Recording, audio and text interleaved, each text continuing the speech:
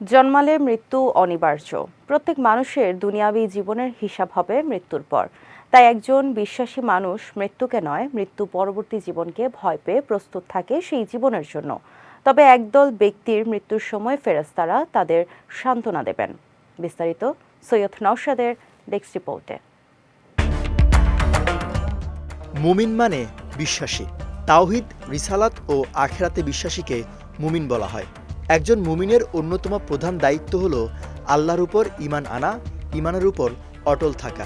আব্দুল্লাহ ইবনে ওমর রাদিয়াল্লাহু তাআলা আনহু বলতেন, যখন সন্ধ্যায় উপনীত হবে তখন সকালের জন্য অপেক্ষা করো না, আর যখন তোমার সকাল হয় তখন সন্ধ্যার জন্য অপেক্ষা করো না।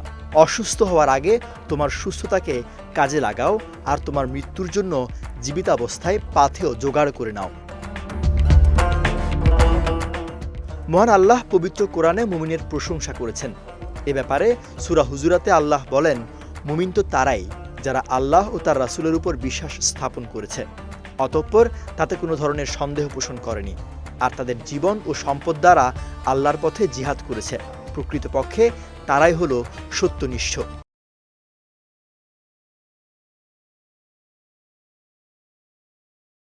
যারা ঈমান আনবে, শত বাধা বিপত্তিতেও ঈমানের উপর অটল থেকে নিজেদেরকে মুমিন হিসেবে প্রতিষ্ঠিত করবে, তাদের জন্য রয়েছে মহা সুসংবাদ। ফেরেশতারা মৃত্যুর সময় তাদেরকে সান্ত্বনা দিবেন।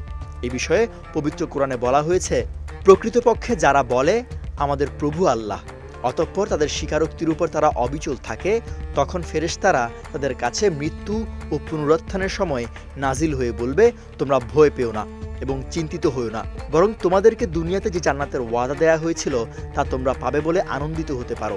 আমরাই তোমাদের পরম বন্ধু ও একান্ত সহযোগী, দুনিয়ার জীবনেও এবং আখিরাতের জীবনেও।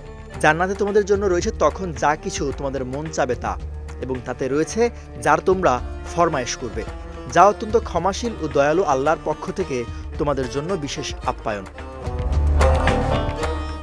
সৈয়দ নওশাদ, বিজয় টিভি নিউজ ডেস্ক।